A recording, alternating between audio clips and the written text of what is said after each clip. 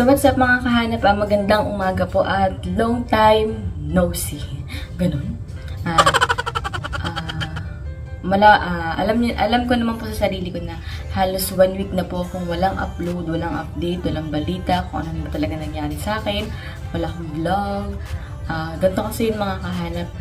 Masyado po kasi ako naging busy sa mga ibang bagay. Tapos alam niyo na, medyo ano po ako ngayon, parang medyo mahina yung resistensya ko guys. Kaya nag-exercise talaga ako. Pinipilit ko mag-exercise. Ayan mga kanap, gusto ko lang po sabihin sa inyo na pasensya na po kayo kasi hindi po ako nakakapag-upload palagi. Kagaya po ng mga nakaraan na kaya ko po. Kasi alam ko po sa sarili ko na hindi kaya ng katawan ko.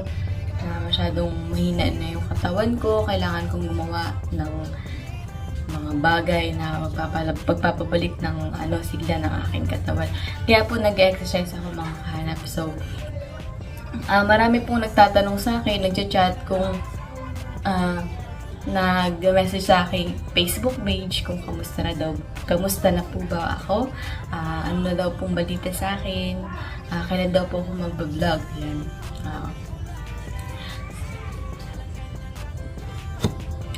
So, ayan, kung kamusta na po ako mga kahanap. Una po, hindi ko po masasabi na okay po ako. Pero, siguro magiging okay din ako. Kasi, mga kahanap, sa totoo lang talaga, yung parang prone to sakit-sakit ganun. At, ayun mga kahanap, gusto ko po magpa-check up muna. Tapos, malaman po yung resulta. Tapos, i-update ko po kayo. Kaso ngayon, masyado pa po akong madaming ginagawa. Nag-aalaga po ako ng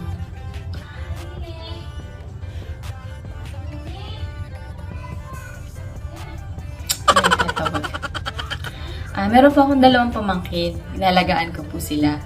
Yung isa po, may nanay naman siya. Tapos yung isa po ay si Mac Ace. Tapos si Sus. Si Sus po ay mas 4 na buwan. Tapos si Mac Ace po ay 2 months old. So, yan. Hindi ko naman po actually yung binabantayan. Pero minsan kasi kinukuha ko siya kay mama. Excuse me. So, ayun mga kahanap, gusto ko lang po sabihin sa inyo na wag po kayong mag-alala kasi magiging okay din ako. Tapos magbabalik vlog na rin po ako ulit kasi na-miss ko na rin mag-vlog ng mag-vlog. Wala pa lang po ako masyadong laot adventure kasi hindi pa po ako nakakasama sa laot. Malamang hindi ka kasama. Ayan, wala pa po ako masyadong vlog. Pero nag-iisip naman po ako ng content ko na yung alam ko talaga na hindi maboboring ng mga tao. Kasi dati, napapansin ko yun sa sarili ko, nagko-content ako na parang walang kabuhay-buhay, ganun. Walang kadating-dating, parang, ay, manunod, imbis na matuwa, parang may stress pa sila lalo dun sa papanoorin nila. Kaya, ang gusto ko lang po ay magkaroon po ako ng vlog na magiging mas ka-enjoy-enjoy mga kahanap. So, ang dami lang mo.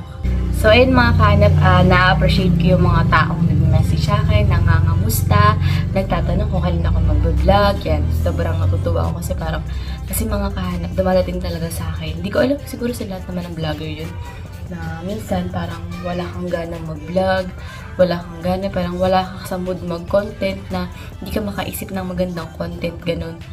Ganun kasi ako mga kahanap, parang masyado akong naapektuhan ng paligid ko. Ayan. So, alam naman natin na meron tayo pare-parehas na mga dinadalang problema, kaya hindi ko sasabihin. Pero,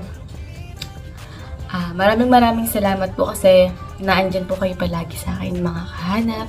Kasi hindi niyo po ako iniiwan. Ayan.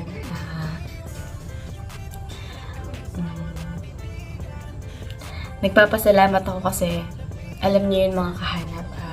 Noong una nag-umpisa ako, hindi ako naniniwala sa kakayahan ko, sa sarili ko. Kung tatanong ako kung ipupush ko ba to, kung sige, igugo ko ba to, mayroon ba ako ditong pag-asa, may potential ba ako dito. Tapos, meron talaga akong yung parang, sa sarili ko, parang hindi ako kumbinsido sa kakayanan ko. Pero, ayun na mga kahanap. Nalaman ko na yung 1K subscriber ay pwede palang mag-100,000. So, ayun mga kahanap, supportahan niyo po ako. Huwag niyo po akong iwan. Ayan. So, medyo yung mata ko. Mugto. Ayan. Kasi mga kahanap, ah, meron po kasi akong mga gabi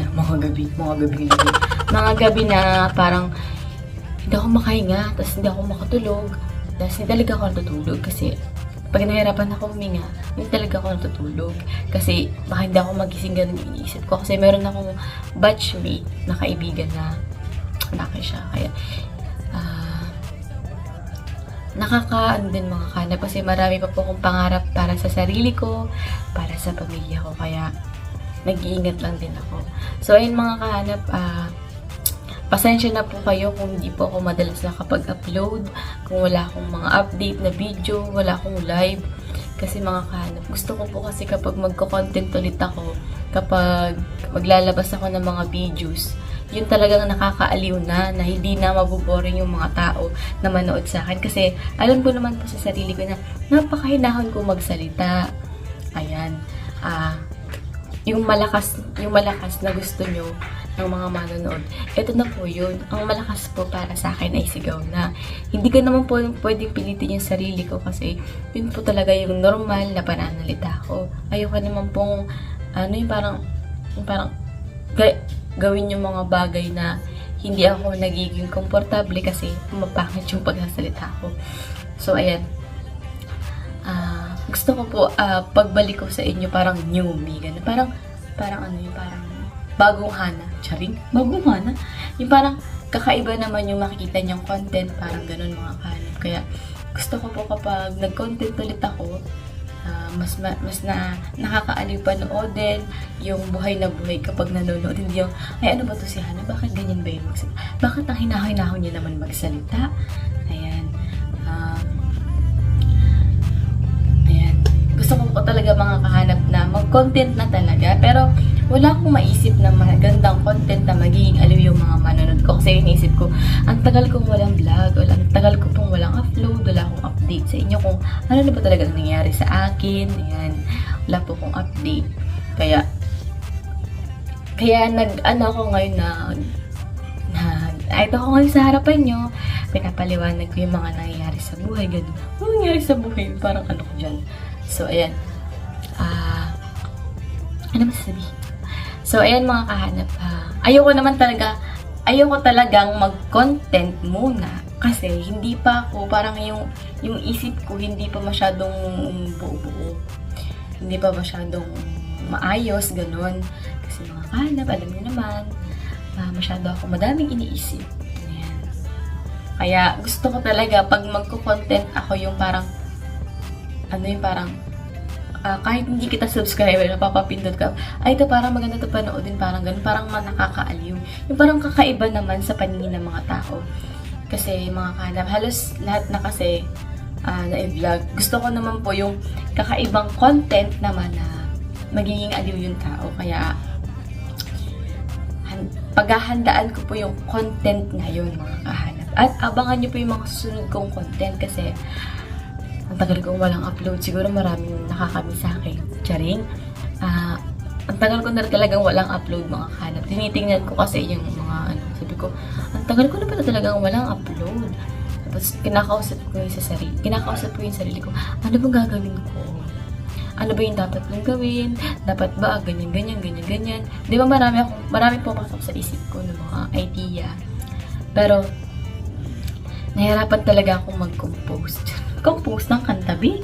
Nahirapan talaga ako mga kahanap. Yung parang ibigay yung buong, kasi gusto ko mga kahanap kapag nagbablog ako, kapag nagko-content ako, yung bigay ko yung buong, yung buong presensya ko na ando sa ginagawa ko. Kasi mga kahanap, pero pa ako mga vlog na parang lutang ako, parang ayoko nung ginagawa ko, parang wala ako sa sarili, ganun. Kaya gusto ko pag magbablog ako mga kahanap ulit, yung vlog naman talaga ako, nagpapahinga lang po ako. Gusto ko po pag mag-vlog ako ulit mga kahanap, ay okay na po ang lahat. Ayan. So, ayan. Na-appreciate ko talaga yung mga taong, kamusta ka na? Nag-aabang ko ng content mo. Shoutout po sa lahat ng aking solid subscriber, organic viewers, silent viewers, at lahat ng mga nagmamahal at nagsusuporta sa akin. Hindi ko man po kayo maisa-isa, pero maraming salamat po sa inyo. May tumutugtog ng bubuds. So yun mga kanap, hindi ko na po papahabain kasi may gagawin pa po ako. At ayan, maraming salamat po kasi andyan pa rin kayo para sa akin. Sana po maintindihan niyo po kung bakit wala po muna po akong upload. Huwag po kayong mag-alala. Nag-isip po ako ng magandang content, kagaya ko, charis. So ayun mga kanap, mag-iingat po kayo palagi. Take care and sana po ay makamit niyo na po yung mga pangarap niyo at maging po kami lagi. God bless you all. Thank you po. Bye-bye.